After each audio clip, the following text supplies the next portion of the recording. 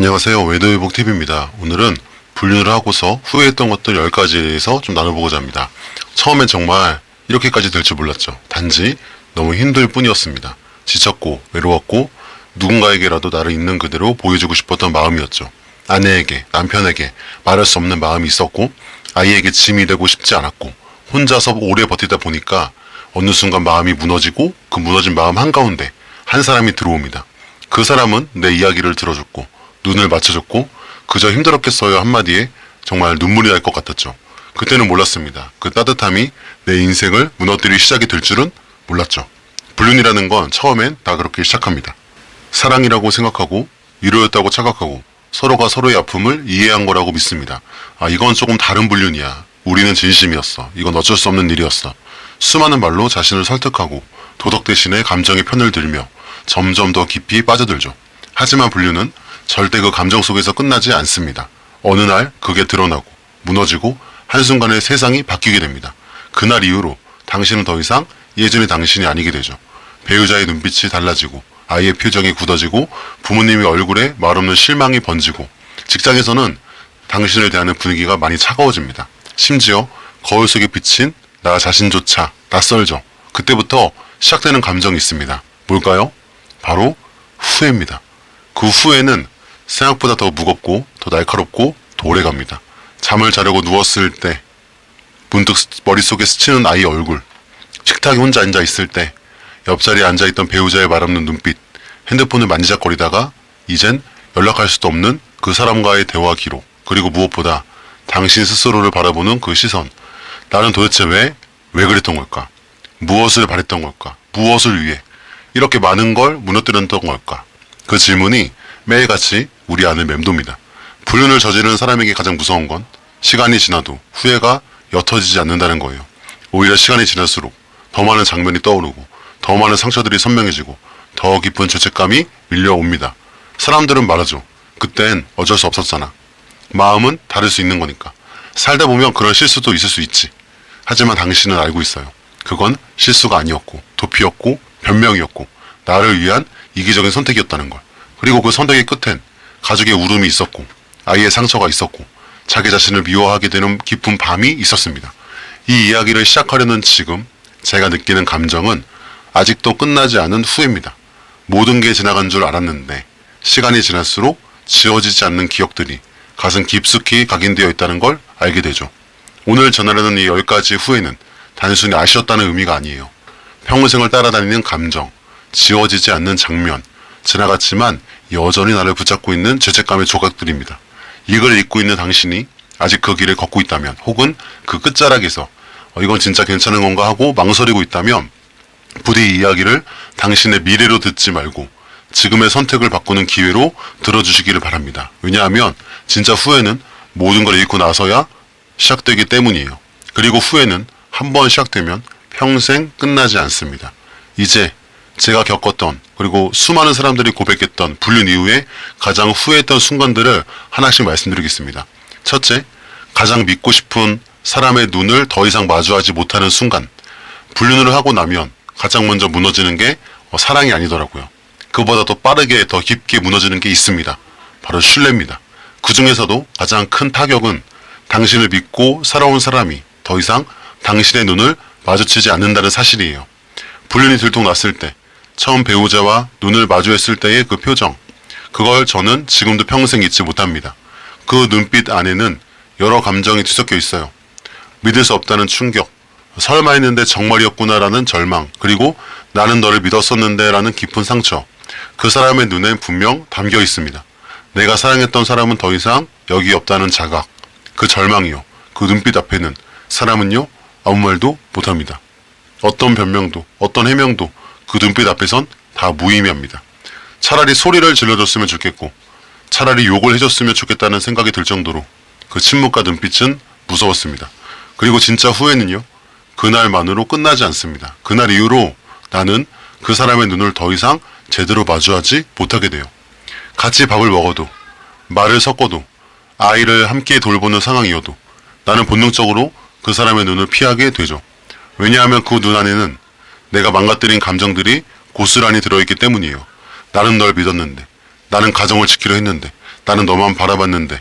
그 말들이 그 눈 안에 들어있어요. 그래서 눈을 마주치면 내가 무너질 것 같고 내가 한 선택이 얼마나 큰 죄였는지 다시 깨닫게 되니까 그 눈을 피하게 되죠. 이제 진짜 후회가 시작됩니다. 사람과 사람 사이에 눈을 피한다는 건 그 관계가 무너졌다는 가장 명확한 증거거든요. 말은 할 수 있어요. 같이 밥먹도 먹을 수 있고 생활도 유지할 수 있어요. 하지만 그 사람의 눈에 피하게 된 순간 그 관계는 더 이상 사람 대 사람 관계가 아니게 됩니다. 그리고 나 자신도 알고 있어요. 내가 무슨 짓을 했는지, 왜 그 눈빛을 두려워하는지.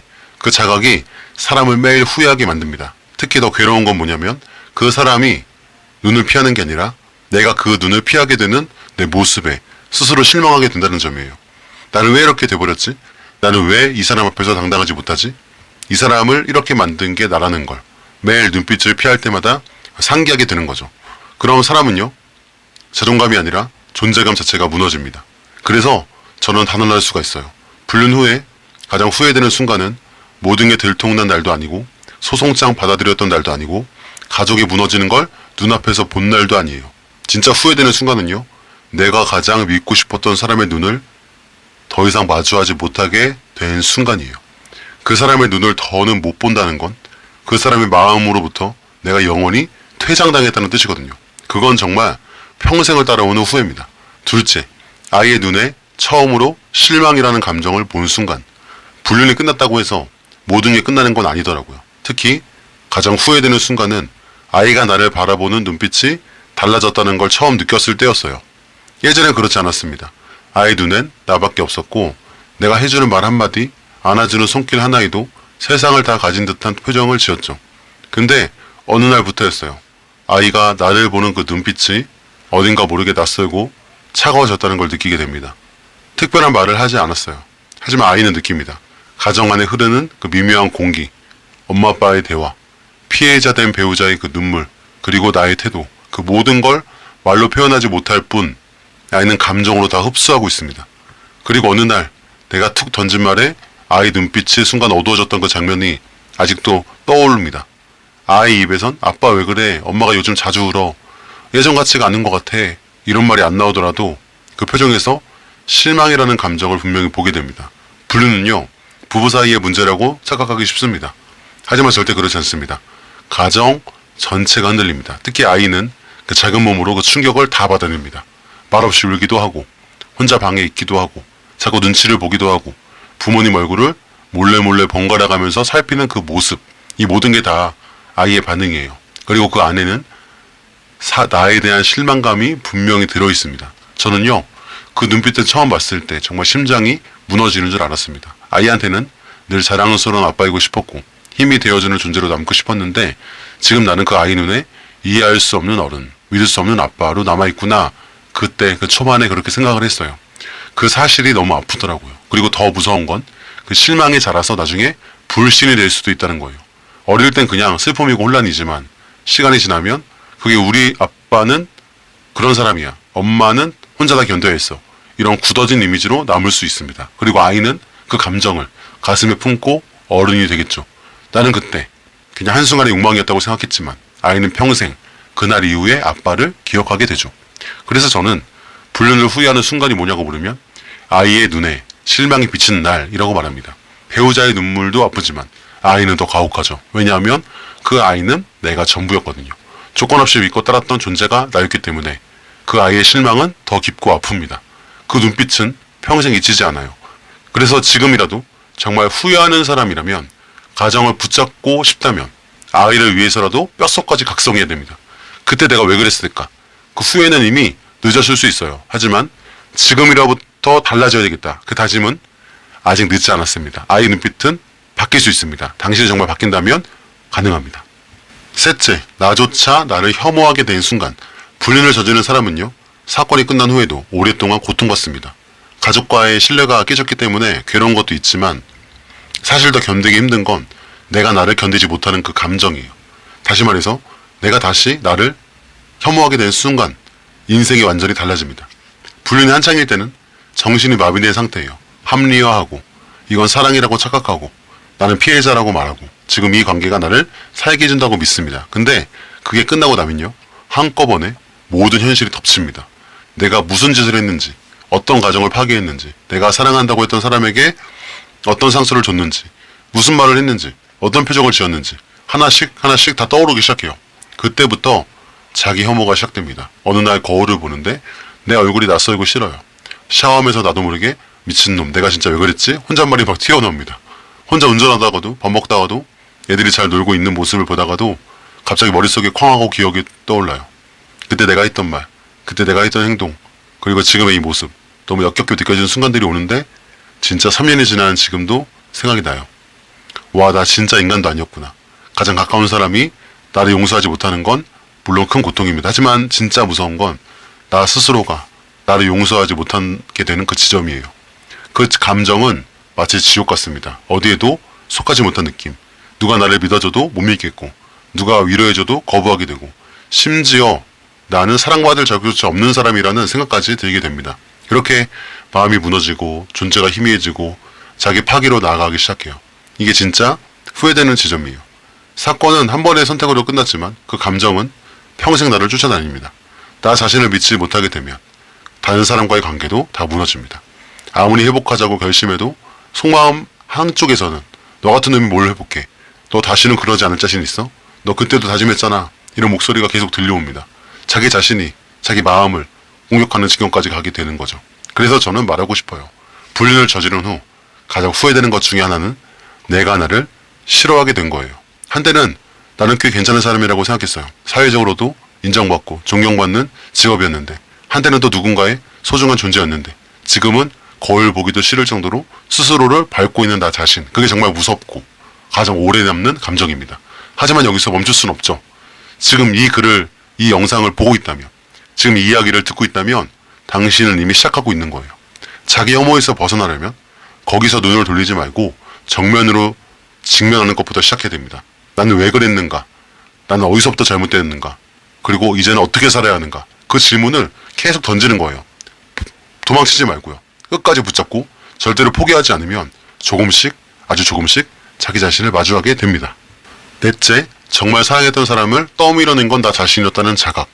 불륜을 저지르고 나서 사람들은 자주 이렇게 말합니다. 나는 그때 정말 외로웠어. 내 마음을 몰라주니까 이 관계는 어쩌다 그렇게 된 거야. 그리고 자신을 피해자처럼 느끼는 순간도 많아요. 마치 어쩔 수 없었던 상황인 것처럼. 마치 나도 상처받은 사람인 것처럼. 하지만 시간이 지나고 감정이 거치고 정말로 돌아보게 되는 그런 시점이 오면 끔찍한 진실과 마주하게 됩니다. 정말 사랑했던 사람을 밀어낸 건 결국 나였구나. 상대가 못해준 것도 있었겠죠. 서운했던 기억도 많았을 겁니다. 하지만 문제는 그런 감정이 들었다고 해서 타인을 불러들이는 선택을 정당할 수는 없죠. 가장 큰 배신은 누군가가 나를 떠난 게 아니라 내가 누군가를 떠밀어낸 것임을 인정하게 되는 순간이에요. 불륜은요, 그저 누군가와 관계를 맺는 일이 아닙니다. 기존의 관계를 무너뜨리는 일이기도 하죠. 즉 나는 누군가에게 가기 위해 한 사람을 등지고 그 사람을 의도적으로 밀어내고 내 감정을 은폐하고 신뢰를 조용히 부셔왔던 거예요. 그 자각이 왔을 때 정말 숨이 턱 막힙니다. 나는 왜 그랬을까? 왜 그렇게 말했을까? 그때 그 사람의 눈빛, 말투, 손짓이 나를 붙잡고 있었는데 그걸 다 무시하고 외면하고 거짓말하고 이 한 장면 한 장면이 떠오르기 시작하는데 그게 전부 내가 그 사람을 떠미는 모습이었다는 걸 깨달으면요. 정말 미쳐버릴 것 같은 자괴감이 몰려와요. 내가 차갑게 말하던 날, 무표정으로 돌아선 순간, 일부러 회피했던 대화들, 안 보이게 두었던 핸드폰, 달면서도 묻지 못하던 그 사람의 그 표정, 그 모든 장면에 사실은 내가 그 사람을 멀리 보내기 위해 쳐놓은 감정의 벽이었던 거예요. 그리고 그 사람이 떠났을 때 비로소 깨닫게 됩니다. 나는 저 사람을 여전히 사랑하고 있었구나. 하지만 너무 늦었죠. 사랑해서 붙잡은 게 아니라 사랑하면서도 버린 거예요. 그게 가장 후회되는 지점일 수 있어요. 사랑이 식어서 문제가 된 게 아닙니다. 사랑하면서도 나쁜 선택을 했기 때문에 더 무겁고 더 고통스러운 거예요. 사랑하지 않으면 덜 미안했을 텐데, 애초에 사랑이 없었으면 이 고통도 없었을 텐데, 이런 생각이 들 만큼 그 자각은 사람을 무릎 꿇게 만듭니다. 지금 누군가와 불륜 중인 사람이 있다면 꼭 말해주고 싶어요. 당신이 떠밀고 있는 사람이 당신의 인생에서 가장 소중한 사람일 수 있습니다. 그 사람은 바보가 아니에요. 사람이잖아요. 그럼 다 느낍니다. 표현을 못할 뿐이지, 참는 중일 뿐이지, 지켜보는 중일 뿐이지. 그리고 그 사람이 돌아서게 되는 순간 당신도 언젠가 알게 됩니다. 아, 내가 그 사람을 떠나게 만든 장본인이구나. 그 자각은 정말이지 영혼을 찢는 후회로 남습니다. 다섯째, 가정을 잃고 나서야 가정이 얼마나 소중했는지 깨달을 때. 불륜을 하고 나면요, 가정은 예전 모습 그대로 남아있지 않아요. 정확히 말하면 가정은 깨졌다기보다 부서졌다는 표현이 더 맞을지도 모르겠어요. 눈에 보이진 않지만 사람과 사람 사이의 신뢰라는 유리판은 한번 금이 가면 다시는 원래대로 돌아가지 않거든요. 불륜을 하는 동안 가정은 무겁고 숨막히는 곳으로 느껴집니다. 일상은 지루했고, 대화는 반복이었고, 아이들은 귀찮고, 배우자의 대화는 감정 없는 통보였고. 그런데 말이에요, 불륜이 끝나고 나서 그 모든 일상이 사라졌을 때 비로소 깨닫습니다. 아, 그게 나한테 얼마나 소중한 삶이었는지. 아침에 아이가 학교 가기 전에 입었던 유치원 티셔츠, 출근 준비하며 아내가 바쁘게 움직이던 부엌 소리, 툭하면 얇았던 청소기 상태, 그리고 늘 똑같았던 그 반찬. 그 전엔 전부 짜증으로 느껴졌던 것들이 이젠 하나하나 그리움으로 다가옵니다. 아, 그때는 왜 그렇게 싫었을까? 내가 즐겼던 건 사실 반복이 아니라 이 소중한 루틴이었는데. 가정이라는 건요, 이루기까지 오랜 시간이 걸리지만 무너지는 건 한순간이에요. 그리고 무너지고 나면 그 공허함을 메울 방법이 없습니다. 혼자 집에 있는 시간이 많아지고, 밥상 앞에 앉아도 말이 없고, 조용한 집이 오히려 소름 끼치고, 아이들과의 관계도 미묘하게 멀어지고, 그리고 그 중심엔 내가 만든 균열이라는 자각이 서서히 자라나기 시작합니다. 그때부터 어떤 행복도, 어떤 관계도 예전처럼 편하게 누릴 수 없어요. 왜냐하면 그 소중한 것을 내가 직접 부셨다는 기억이 늘 나를 따라다니기 때문이에요. 누가 내게 잘해줘도 나 같은 사람이 이걸 받아도 되나? 내 아이가 웃어도 이 웃음에 난 안 어울리는데, 배우자가 나를 붙잡아도 이 사람은 이 고통을 겪지 않아도 됐던 사람인데, 이런 마음이 내 삶의 배경처럼 따라 붙습니다. 사실 불륜이 끝나고 나서도 많은 사람들이 그 관계를 미워합니다. 그래도 그땐 살아있었어. 감정적으로 충만했어. 진짜 날 이해해줬던 건 그 사람이었어. 하지만 저는 단언할 수 있어요. 그 모든 말은 현실이 아니라 판타지 속에서만 가능한 이야기라는 걸요. 가정을 잃고 나면 어떤 낭만도, 어떤 감정도 그 집안의 따뜻했던 공기를 대신할 수 없습니다. 가정은요, 지키는 순간에는 당연한 줄 알지만 잃는 순간에는 세상 전부였다는 걸 깨닫는 게 바로 그 가정이라는 공간이에요. 그리고 깨달음이 찾아왔을 땐 이미 너무 늦어버린 경우가 많습니다. 그러니 지금이라도 한번 생각해보세요. 당신이 떠나려는 그 가정, 숨막힌다고 도망치고 싶은 그 자리, 진부하다고 외면하는 그 공간이 사실은 인생에서 가장 귀한 자리일 수 있습니다. 다시 한번 무너진 그 신뢰, 한번 무너진 그 가정의 신뢰는 다시 쌓는데 몇 년, 몇십 년이 걸릴 수가 있습니다. 그리고 그 과정 속에서 당신은 왜 그때 그 선택을 했을까라는 질문만 평생 가슴에 품고 살아가야 될 수도 있어요. 여섯째, 불륜 상대도 결국 나를 구원해주지 못했다는 사실. 불륜을 할 때는요, 마음 한구석에 이 사람이 나를 살려줄 수도 있겠다는 착각을 하게 됩니다. 왜냐하면 그 사람과 있을 땐 잠시나마 현실을 잊을 수 있기 때문이에요. 일상의 고단함도, 가정에서의 갈등도, 내 안의 공허함도 시간만큼은 다 묻히는 것처럼 느껴지니까요. 그 사람은 내 이야기를 잘 들어주고, 내 마음에 공감해주고, 내 상처를 쓰다듬어주는 것 같고, 무너진 자존감을 다시 살려주는 것 같기도 했죠. 그래, 나도 괜찮은 사람이야. 이 사람은 나를 알아봐줬어. 그렇게 내 존재를 확인받고 숨쉴 공간을 확보한 것 같으니까 그 순간엔 그 사람이 나의 구원자처럼 느껴져요. 하지만 그건 현실이 아닌 환상입니다. 그리고 그 환상은 언젠간 무너져요. 무조건 무너져요. 불륜은 정의롭지 못한 관계입니다. 죄책감, 거짓말, 눈치, 두려움, 불안, 이 모든 감정이 계속 쌓이기 시작하면 결국 그 관계 안에서도 피로감과 혐오감이 자라나기 시작합니다. 처음에 서로를 끌어안으려 했던 그 이유가 점점 서로를 무너뜨리는 칼날이 되죠. 그리고 결정적인 순간 그 사람도 내 고통을 끝까지 안아주지 못한다는 걸 알게 돼요. 내 삶이 무너지고, 가정이 파탄나고, 주변 사람들의 시선이 바뀌고, 직장이나 교회, 사회적 위치에서 문제가 생기면 그 사람은 결국 이렇게 말합니다.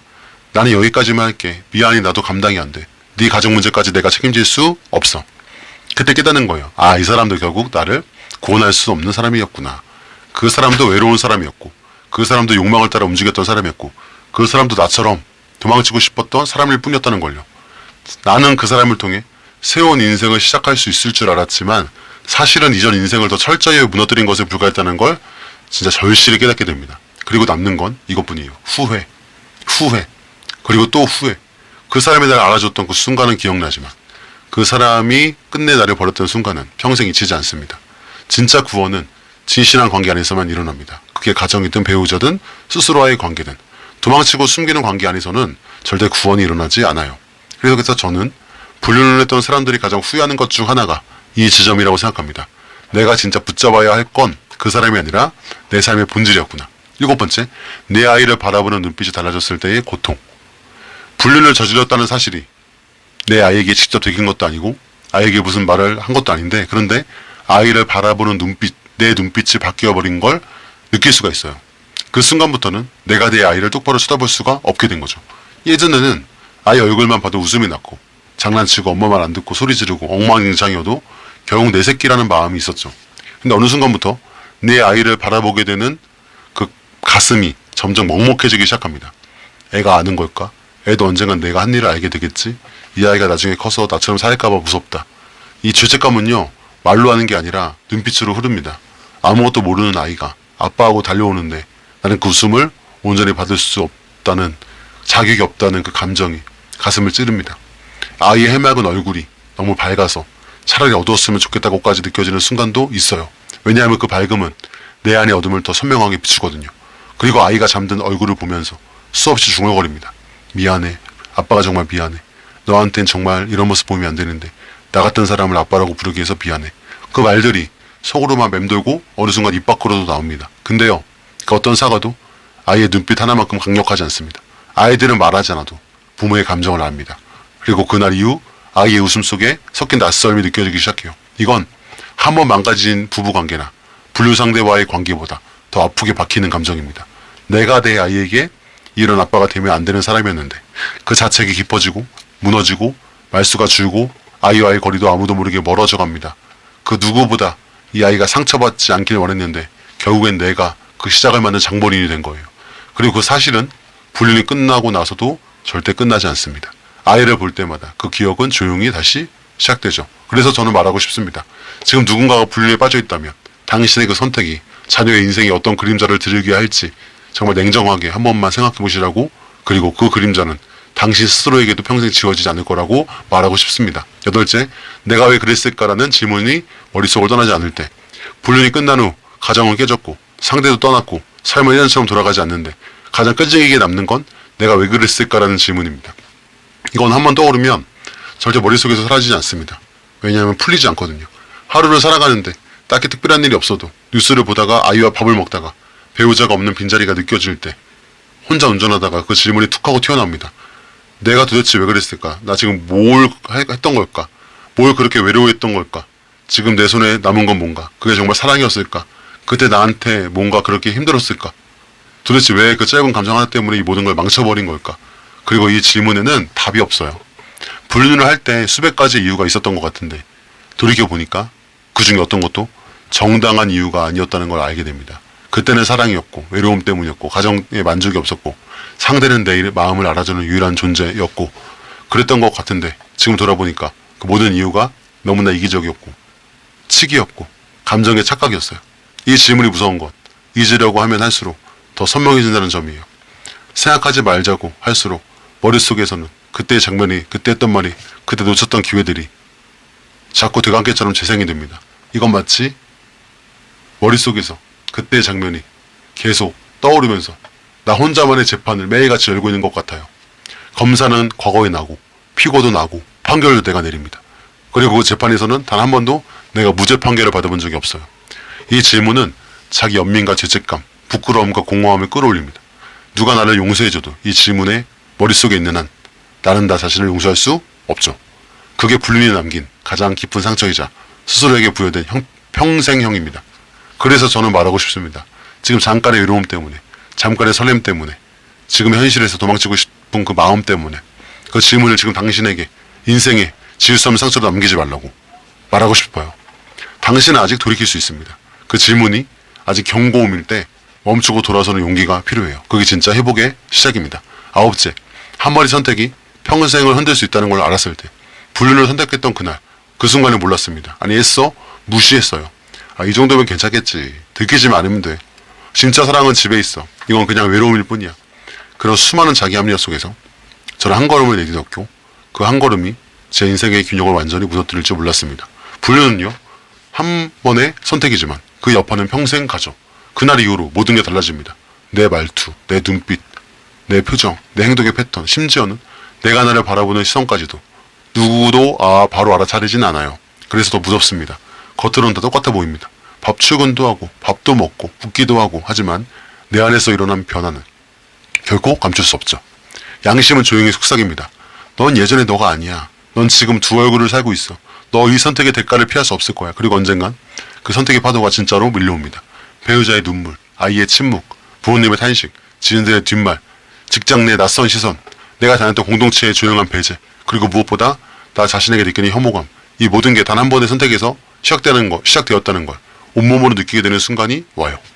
정말 그 한 번이 이 모든 걸 바꿔버렸구나. 되돌릴 수 없고, 지우려고 해도 지워지지 않고, 잊으려 해도 그 기억은 나를 놓아주지 않습니다. 사람들은 말하죠. 실수할 수 있지. 사람은 완벽하지 않아. 맞습니다. 그거는 틀린 말이 아니에요.